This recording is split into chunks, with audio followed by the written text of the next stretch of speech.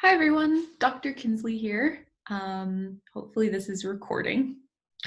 I know I'm not the best with technology, so for those of you who feel that the technology in this course is a bit of a challenge, know that you are not alone, but that we persevere and it usually works out in the end. So I just wanted to do a very quick video for you. I know you're working on project 1. You're going to be gathering observations if you haven't already, or you're going to continue to gather observations. So, one of the things I want you to keep in mind is, one, have an open mind as you gather observations, but then also so gather as much as you can. And remember, observations are sensory experiences. The more data you have, the better. Once you're done with that, you will, when you're ready to start furthering your invention work, your brainstorming, you will take those observations and categorize them and see what themes or patterns stand out, because ultimately your goal in profiling something, profiling this group, is to provide a specific insight into the group. So it's not just, this is what the group does and this is a summary of everything about the group. It's, maybe the group is unexpectedly kind and open-minded when you wouldn't think that they would be, or perhaps they have a history to them that is not necessarily their main goal or something like that, but it promoted the goal as it currently is. Or maybe, for instance, someone in Fall A did a paper on their local Boy Scout troop and talked about how that troop was allowing girls into the Boy Scouts as well. And so, their paper was a little bit about the history of Boy Scouts, but it was mainly about this group in conjunction with where our world currently is headed. They didn't go into a lot about the world, but they showed how letting girls into this troop was representative of the culture that we currently live in. So something to think about. So that's what I want you to be thinking about after you complete your observations. And then you will have to jump into finding secondary sources. Listen very closely.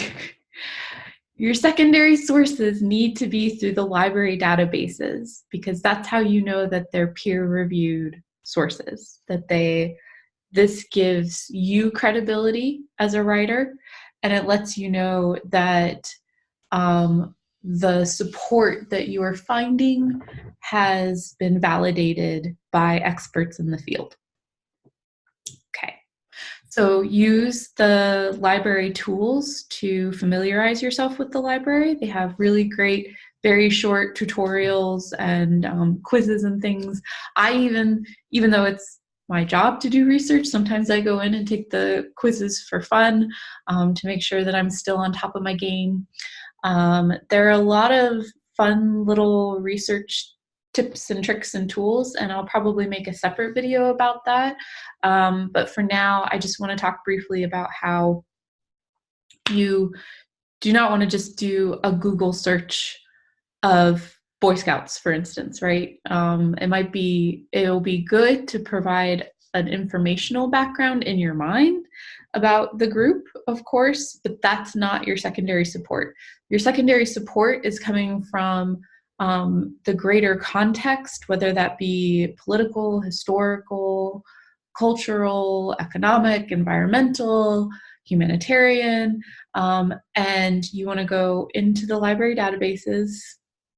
Maybe just go to Academic Search Premier and search more general terms of your topic. So before you do that, you need to have a pretty good working draft of your thesis So, your thesis isn't that yoga is an important exercise for people, right? That's too general. And it's not about the specific yoga group you're looking at. If you want to say Sunday sunrise yoga on the hill provides a community to people who would not otherwise meet, and maybe something else came out of that. Maybe they go pick up trash after that or something like that. Or you'll know when you start interviewing people what you want your particular insight to be, but you want to have a pretty good idea of where you're going. So not just, for instance, if you're doing yoga, not just yoga in general and what it provides, because you're going to find too many sources, and not just specifically that yoga group, because then you're not going to find any sources. But you want it to be, if you're talking about how yoga provides a community for people, then your research might be about the need for people to have a community, whether that be yoga, Boy Scouts, car clubs, whatever it is.